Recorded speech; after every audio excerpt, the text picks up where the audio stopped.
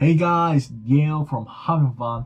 Today's video that I'm bringing to you guys, it's a review. And many people are guessing it is because of the title. And so many haters are gonna be out there saying this, but are P-Bandai Kits so bad? Really? Are they so bad? Well, today's video is gonna be a review about it and giving you some tips and advantage on how you want to make those P-Bandais that you couldn't afford, make it by yourself. And that's today's video, so stay tuned. And with it, there is gonna be a P-Bandai kit that you will know by myself giving some tips to you so you can see it and hear about it. So don't forget, it's a video.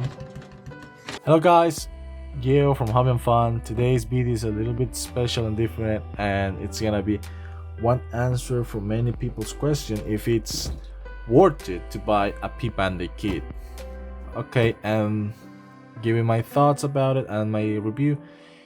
Some kits, yeah, they deserve to have a buy and try, and you should give it to do. But some kits, I would recommend that you shouldn't buy it and just buy the normal kits and you just give it the same style of paint from the P-Bandai thing. But one thing that you're gonna be missing from those P-Bandai kits is that the amount of detail is not there, it's different. What I'm trying to say with this is that there are many things that you're gonna be missing about from other P-Bandai kits. For example, one thing that I could call about is that this heavy Gundam, the rollout color, it's word cell says it's a rollout version. The rollout version, what means is when you open it, it has these kind of varieties. It's white, it's yellow, it's green, color variations. And the original one, it's like, for example, the heavy Gundam, it's a P-Bandai 2 as well, but it comes with a black color and brown. So in my point of view, with those kinds of kit, I actually buy this one because of what it's like. It's really rare. It's a release from 2018, and in that year I wasn't here, so I actually bought this. I was excited, and yes, I bought it for less than 20 bucks and 30 bucks. It's really pricey. It's really cheap for a buy from $70 to $60 for my P-Bandai, but I actually bought it to 20 to 30, a good price. Things that you should consider when you're buying a kit from the P-Bandai is that don't always go ahead and buy a really expensive kit. For example, there is the Shin Matsunaga Gelguk, that's a P-Bandai, and the Johnny Raiden's Gelguk. As you can see, those kits, both of them share similarities. No, they're different kits and they're different. So in the point of view for some kits, that if you want to like imitate or replicate the style from those P-Bandais, I would recommend, for example, one of the kits that I will show you right now. It's this one. This is most rare too. This is the Saki Cannon test type, and as you can see, the front one is a kit, and the back one, this part of the back one, it's another kit that has some kinds of antennas in the head. So this is like the green style and another color of the kit, and that's from my commander, an ace pilot. And yes, let me tell you, if it's like worth to buy this guy and then paint it like the style of this guy, yes, it is worth it. You should always want to buy, if you're gonna buy, don't buy only one, buy two of these. And then if you see the cover in the back here, the next side, there is like another fella, but you are gonna try to find it in the internet, and it will show you that it's a green color, and the box it's a green one. Do not forget that one thing that you want to be actually know about is that all P-Bandais, you can't even give them your own style. What I'm trying to say is that there are so many kits of P-Bandai. They're just recolors of the same product. As I mentioned before, Shin Matsunaga Gelguk, it's a Gelguk Jaeger. Just buy a Gelguk Jaeger, buy some primer, buy some white paint and then some black paint, and just paint it, and you have the same White Wolf style Shin Matsunaga Jelgoku kit, and also Johnny Raiden.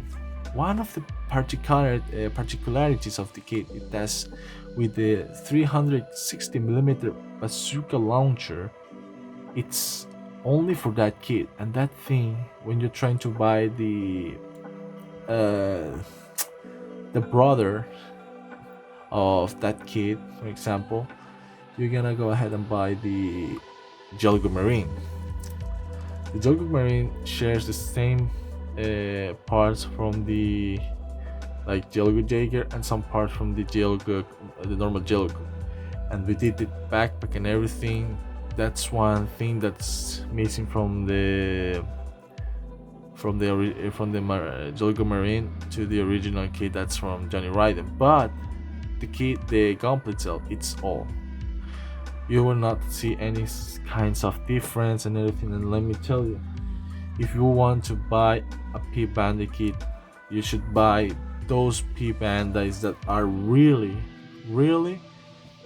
new printed from a different kind of release. For example, one of the P-Bandais that you could not actually find the similarities is this one key that I will show you about.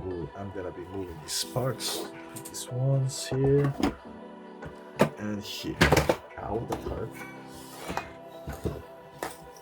So as you can see here now, these are two P-Bandais that you cannot bring some kits together and everything, because they have some parts that are really rare from other kits to find. One of them is the MS-11 Akzaku. This fella, you cannot replicate this with another gauntlet kit. Any of the other gauntlet kits that I've been searching about, they don't share the same parts for this. This is a only kit that managed to have his own style and his own printed design of the molds from the factory itself. Another thing that we have here is the MS06D Desert Sack type.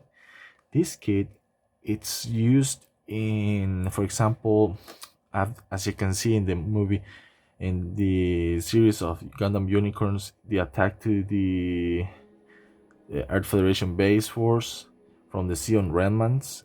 You can see this these mobiles are taking part of the battle, and yes, some of the parts of these kits they don't share in another kits. They are really rare to find those kits that share the same parts, but they are not. Some of them are not. As you can see in this kit, you can see there is the rocket arm, the machine gun. It's not a normal machine gun, it's a custom machine gun. The shields, the shoulder pads, and there is another parts here, and the backpack. All of this kit, it's really rare. Let me tell you, it's really rare because those kits are actually really different in their own, because some of them are released in their own style of printed molds from the factory itself.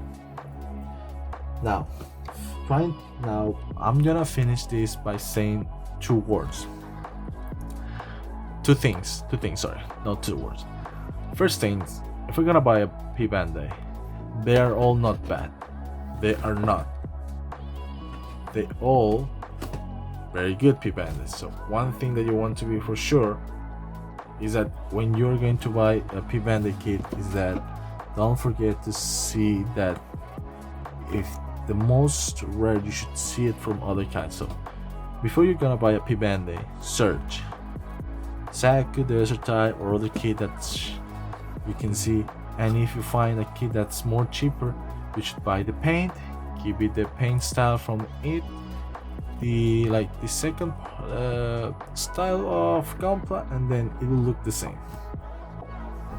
You're not paying a lot of money, you're just doing some work, and that's what gives you more motivation in the future to buy a P-Bandai. So another thing that as I mentioned before, from Shin Matsunaga and Johnny's Raiden. Shin Matsunaga, you can replicate the kit by just buying normal complete kit, buying some can spray or airbrush paints, and just paint it by yourself. It will look the same. But Johnny's Raiden, the mobile suit, you have it, but not the backpack. And secondly, the weapon. If you're trying to see the weapons like this,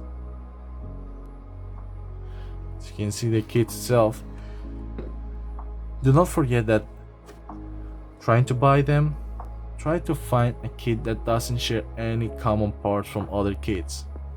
Buy a kit that has only one thing, his own style, his own molded from the factories, parts and everything like that. And even I would recommend that you should always if you're trying to buy two kits that it's from the same like platoon or team they have sharing, buy only one, buy paints and just give it your own give it the same style from the other fella. Second thing that I was going to mention is that try to find the most like second-hand price, because there are many people that are getting rid of their P-Bandits because of people not buying them. And I would recommend, yes, try to find it and buy them. If you can't, I would recommend that you should go ahead and go to an auction place and see if they are actually selling this product in a good decent price. Because if the auction keeps like rising, it's not worth it. Just give it one push, and if it's rising too much, don't give it another push, just leave it like that. And if you see someone like a friend that has this kit and it says, okay, I'm gonna get rid of this kit, hey, take it. Take advantage of not like your friendship and everything, just saying, I will have it, I will take care of it, and yes, thank you for the gift, don't forget to do that. And lastly, if you are willing to give more job to these kits, they are awesome. Let me tell you, the P-Bandai kits, some of them are awesome, some of them are really not worth it. Buy, because you can give it up your own style of painting from the original, and you just like need to do this and that, and it will look the same. So in the end, guys, P-Bandai kits, some of them are okay, some of them no. So do not forget those two tips that I share about to you, and always try to find the most common kit that you can, so you don't always end up with a bad taste in your mouth. Uramis? Yeah, Uramis.